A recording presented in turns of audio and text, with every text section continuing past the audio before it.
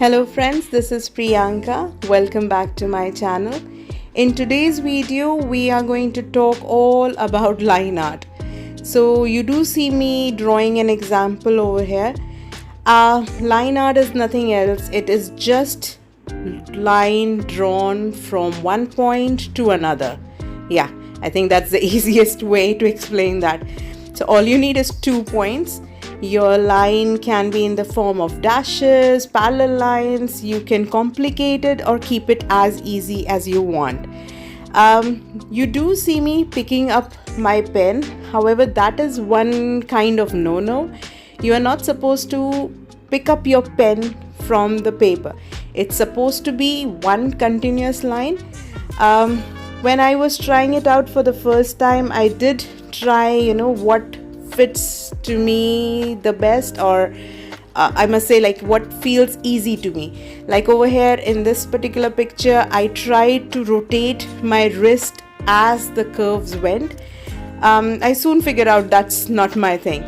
So you may want to test it out at the beginning. Try to keep it simple. That's my recommendation. I mean, instead of very complicated drawings or very detailed images, try to keep straight lines or small dashes or something similar to that.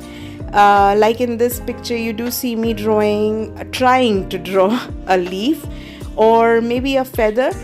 So the idea is to first get comfortable with the idea of drawing a continuous line. We are so often, we forget that we have to let the pen keep touching the paper.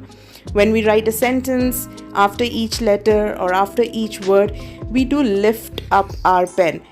So that's kind of an habit that you develop over time. So we need to first go ahead and get used to the idea that no, once you have started drawing, it's not supposed to leave the paper.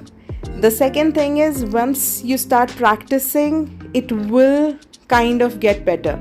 Like over here, you do see me attempting to draw a music instrument. Now, the first time I did it, I looked at the image. I thought, okay, this is what I wanted to do. So I was kind of cautious that, okay, where am I going to make the curve? How long is my line gonna be? And I was not really happy with the first image. Immediately after that, I tried it again on the same piece of paper as you see me. I could see within the second attempt, I was faster because I knew this time where my lines will be. And the image wasn't so good, but it was better than the first one. So practice will make you perfect. And if there is an image that you're really struggling with, you might want to take a break. Like over here, I tried a light bulb. Now it looked pretty easy.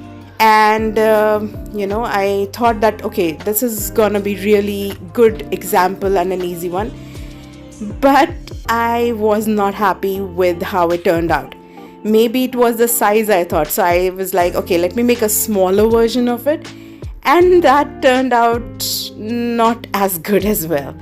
So it's not necessary that, how you perceive it's gonna look like. It may end up that way. But do try it out. Everybody is different. What works for me may not work for you. You may even try out, different ways. I borrowed my daughter's tablet. I was like, let me try it on this. So just keep practicing, because there are many aspects to it. Though it is just as simple as, drawing a line from one point to another. Practice will help you build up your, your finger muscles, and it will help you with the stamina of continuously drawing from one point to another. And also it would give you the confidence, okay, these curves I know about. You will figure out what you really like to draw. Like for animals or for the face features, I imagine for me it is slightly difficult than a leaf. So I keep it for the later part. I mean, once I've mastered a leaf or similar other drawings, then I attempt for the animals. So here you see me, I'm trying to make an elephant. When I showed it to my daughter, she said, I don't know what animal this is. So maybe your end result to you is very flattering, but to the others it may not seem that way. So just try out what you think is, the best representation of your way of art. Just practice out. There can be, as I said, many aspects: the size of the image, or even the kind of pen that you're using. Now you see me using a black color gel pen or even a felt tip pen, just because the felt tip marker is much more darker, and it would give a nice look on my video. But I think the gel pen works the best for me. There's less of friction. The best, however, for me was the pencil colors. They would just glide on the paper. So just see what suits you the best. At the end of it, you need to love your creation. Don't get frustrated about it. Sometimes it turns out better than what you have imagined, and sometimes it goes the other way. Once I was a little more confident, I thought, okay, let's make faces or similar other features. Like here, a girl is resting with her chin in her palm.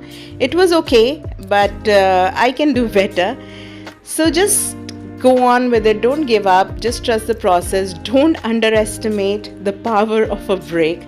Just take a step back, relax, see what you really like out of all the practice runs that you have done.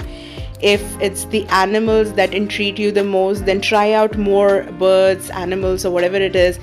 If it's the face features that you're more fascinated about, sure, why not?